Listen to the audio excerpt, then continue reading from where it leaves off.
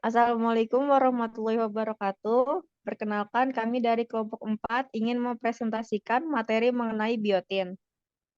Sebelum itu, izinkan kami memperkenalkan diri. Nama saya Alivia Yukumala beserta 3 rekan saya. Saya Hiranya Safi Dewanti. Saya Nisahana Nabila. Lagi fakta Syami. Pada materi kali ini, kami akan membahas struktur biotin, sumber biotin, fungsi dan mekanisme, metabolisme dan ekskresi, asupan yang memadai, defisiensi biotin, toksisitas, dan penilaian nutrisi. Next, give. Yang pertama ada biotin. Biotin merupakan salah satu bagian dari vitamin B kompleks dan tergolong ke dalam vitamin larut air. Biotin pernah disebut dengan vitamin H yang mengacu pada Haut dalam bahasa Jerman yang berarti kulit. Biotin secara struktural terdiri dari 2 cincin. Cincin ureido yang bergabung dengan cincin tiovena dengan tambahan rantai samping asam palerat. Next, give. Ini adalah gambar dari struktur biotin. Next, give. Selanjutnya ada sumber biotin. Beberapa sumber makanan yang mengandung biotin adalah daging, ikan salmon, biji bunga matahari, serta telur dan hati yang merupakan sumber tinggi biotin. Nilai harian yang terdapat pada makanan untuk biotin adalah 30 mg. Sedangkan suplemen yang mengandung biotin beberapa di antaranya menyediakan dalam jumlah hingga sekitar 10.000 mg.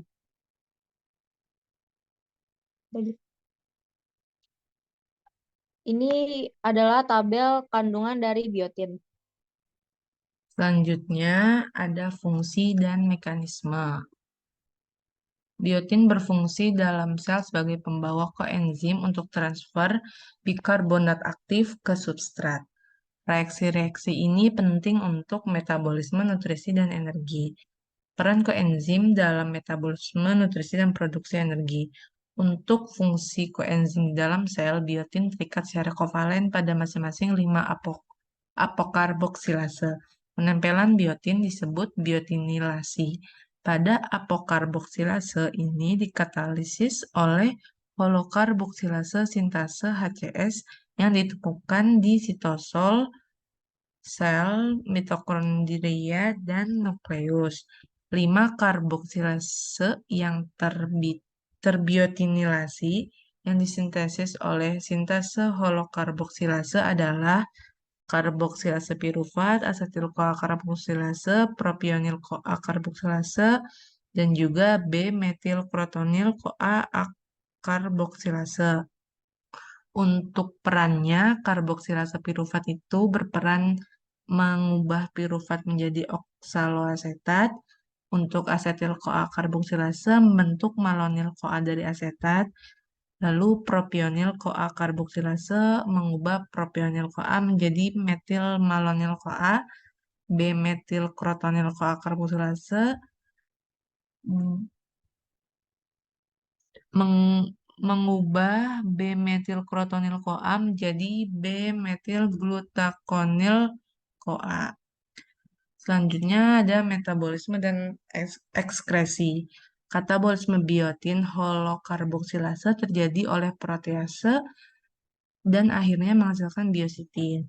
Biositin kemudian didegradasi oleh biotinase menjadi lisin dan biotin bebas yang dapat digunakan kembali atau dikeluarkan.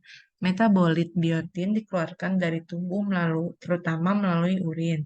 Biotin yang telah disintesis oleh bakteri usus tetapi tidak diserap dikeluarkan melalui tinja. Sangat sedikit biotin makanan yang telah diserap dan dikeluarkan melalui tinja.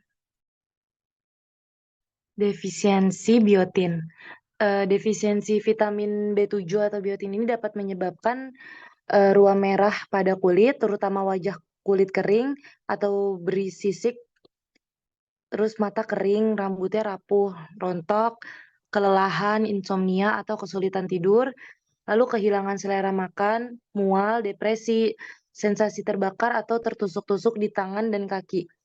Lalu ada nyeri otot, perubahan pada saluran usus, atau kayak sering sakit perut, dan retak di sudut mulut, kejang, dan kesulitan berjalan. Di sini ada asupan yang memadai. Biotin disintesis secara bakteri tidak cukup untuk mempertahankan status normal. Manusia perlu memperoleh biotin dari makanan.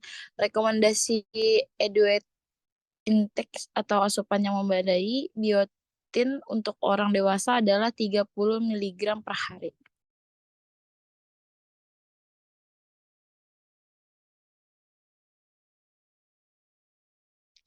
Toksisitas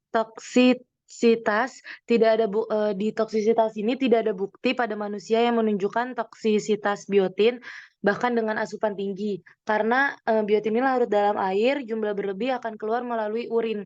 Tidak ada batas atas atau tingkat toksik biotin yang ditetapkan. Di sini ada penilaian nutrisi. Kadar biotin dalam urin dan darah digunakan untuk menentukan status biotin. Kadar normalnya sekitar 200 Pg per mili. Namun kadar yang buruk mungkin tidak menunjukkan status biotin. Kadar normalnya sekitar 0,2 minimal per mg kreatin. Sedangkan status biotin yang lebih baik adalah metilkrotonil atau KOA karboksilase dan propianil atau KOA karboksilase. Di sini ada daftar pustakanya. Oke, thank you. Terima kasih.